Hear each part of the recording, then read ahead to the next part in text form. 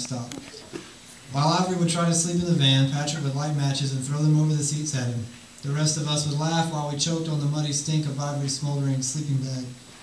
This pastime developed into a game we called Don't Get Burned, in which the participants do their best not to get burned. When tossing matches no longer entertained us, we took to lighting our leg and underarm hair on fire, and when this too lost its thrill, we began lighting one another's hair on fire without consent.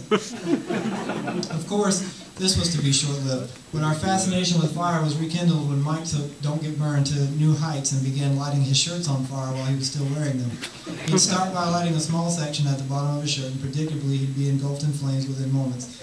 These bouts usually concluded with a stop, drop, and roll technique, or a group of us stamping out the remains of the blazing rags. Impressively, Mike always won because he never got burned.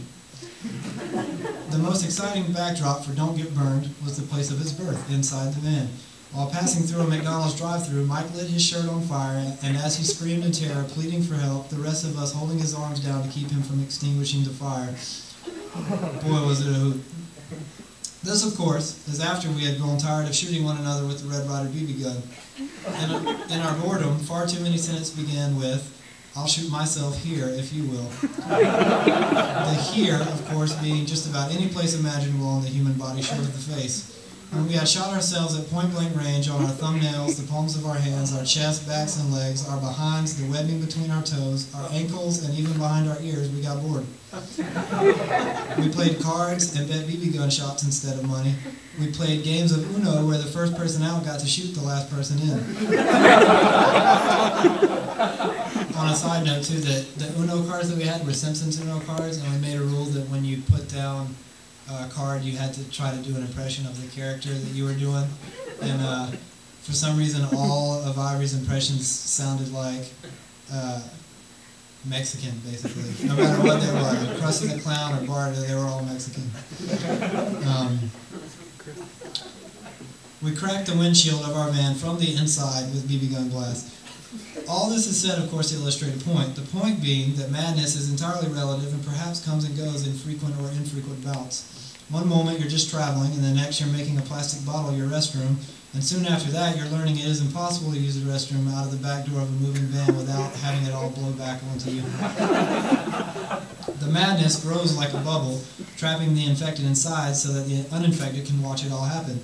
We went on rafting trips, and while the others would paddle happily down the river, we would let the air out of our raft so that all our belongings, as well as ourselves, would sink in the icy river, leaving us to scramble for the shore and spend the rest of the day freezing and hiking back barefoot over sharp stones, laughing hysterically the entire way.